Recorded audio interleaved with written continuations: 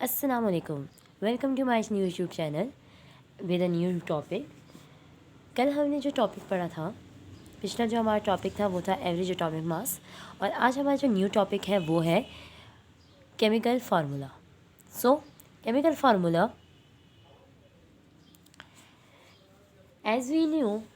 as we have learned earlier that compound are represented by a chemical formula। हमने पीछे पढ़ा था कि केमिकल कंपाउंड को जो है वो किससे कंपाउंड रिप्रेजेंट होता है, केमिकल फार्मूले से। ठीक है, the chemical formula of a compound is written by putting together the chemical symbols of the element that make up the compounds and their relative ratio of the atoms. वही बात है, compound में chemical फार्मूले में हम क्या लिखते हैं कि किसी भी कंपाउंड के एलिमेंट्स के सैम्बल यूज़ करते हैं कंपाउंड में, और क्या करते हैं उसके साथ उसके केमिकल उसके रिलेटिव रेशो फाइंड आउट करते हैं। ठीक है, वो लिखते हैं। अब यहाँ पे हम डेफिनेशन देखेंगे। It is an abbreviation used for the full name of the compound using with the help of symbols. हम इसमें क्या करते हैं, एब्रीविएशन है ये एक, ठीक है, जिसे हम कंपाउंड के फुल नेम की जगह यूज़ करते हैं और जिसमें हम एलिमेंट्स के सिंबल यूज़ करते हैं। ठीक है, in other words we can say that the symbolic representation of a compound of molecule of a compound is called chemical formula. दूसरे अल्फाजों में हम ये कह सकते हैं कि ये हमारे पास क्या है, सिंबॉलिक रिप्रेजेंटेशन है किसी भी एक कंपाउंड के मॉलिक्यूल्स की। अब किसी भी कंपाउंड का जो फार्मूला होता है वो हमें क्या बताता है, ठीक है। The chemical formula tells us दो चीज़ें बताता है।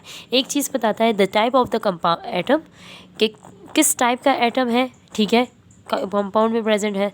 और दूसरी चीज़ बताता है कि रेशो कितने हैं, ठीक है, डिफरेंट एटम्स के रेशो बताता है जो कि कंपाउंड में अवेलेबल होते हैं। For example the chemical formula of the sodium nitrate is NaNO3। ठीक है, अब ये हमें बता रहा है कि इसमें सोडियम कितना है, नाइट्रोजन कितना है, ऑक्सीजन कितना है, ठीक है, और उसका रेशो भी बता रहा है, और ये भी बता रहा है कि कौन कौन से इस कंपाउंड में कौन कौन से एलिमेंट प्रेजेंट है। ठीक है, सोडियम है, नाइट्रोजन है, ऑक्सीजन है, क्या मिलके बना रहे हैं sodium nitrate. And that of glucose is C6H12O6। अब इसमें हमें ये दो चीज़ें बता रहा है कि कौन से टाइप ऑफ एटम्स एलिमेंट्स हैं, कार्बन है, हाइड्रोजन है, ऑक्सीजन है, कितने कितने एटम्स हैं ये भी बता रहा है और रेशो भी बता रहा है। ठीक है, अब हमारे पास आता है कि केमिकल फार्मूले के टू पार्ट्स हैं, हमारे टाइप्स हैं हमारे पास। एक है हमारे पास एम्पेरिकल फार्मूला और दूसरा है molecular formula.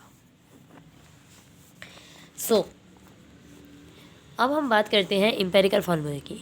Empirical formula, the empirical formula of a chemical compound is, definition देख लेते हैं, इज़ द सिंपलेस्ट फार्मूला। सबसे पहले तो आप याद रखें कि एम्पेरिकल फार्मूला जो है वो हमारे पास किसी भी कंपाउंड का फार्मूला किसका होता है, कंपाउंड का होता है, एलिमेंट का नहीं होता। ठीक है, तो दो फार्मूलेज हैं, एक है एम्पेरिकल फार्मूला, एक है मॉलिक्यूलर फार्मूला।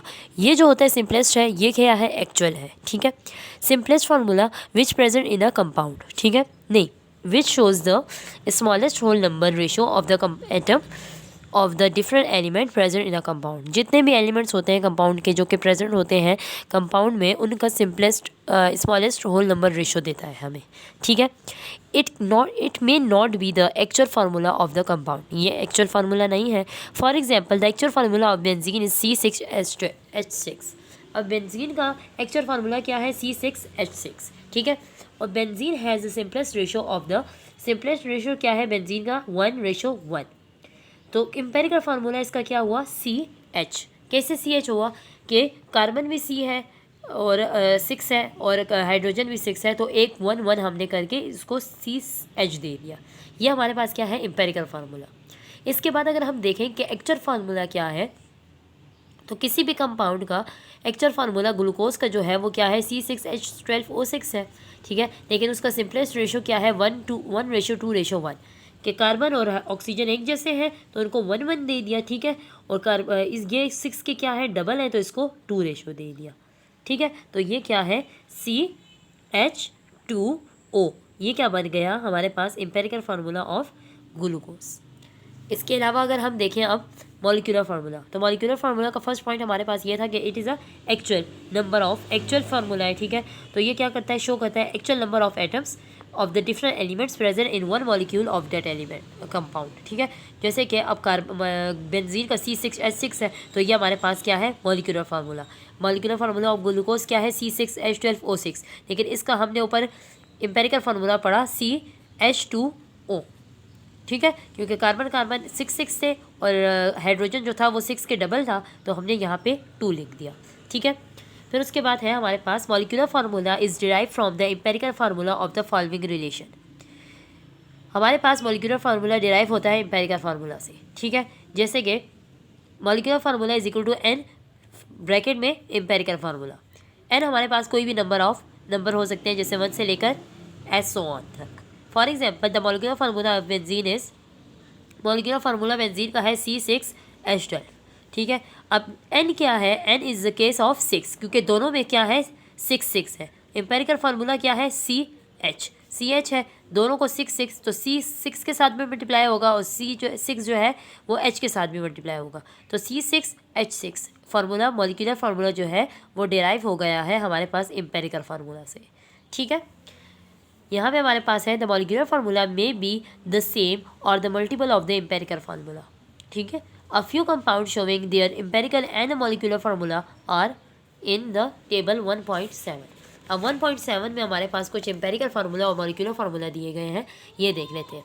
जैसे कि एसिटिक एसिड का देखें, एसिटिक एसिड का हमारे पास एम्पेरिकल फार्मूला क्या है C6CH2O, जबकि उसका मॉलिक्यूलर फार्मूला हमारे पास है CH3COOH।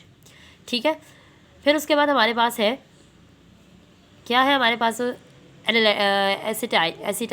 एसिटाइलिन का क्या है एम्पेरिकल फार्मूला CH है, मॉलिक्यूलर फार्मूला C2H2 है।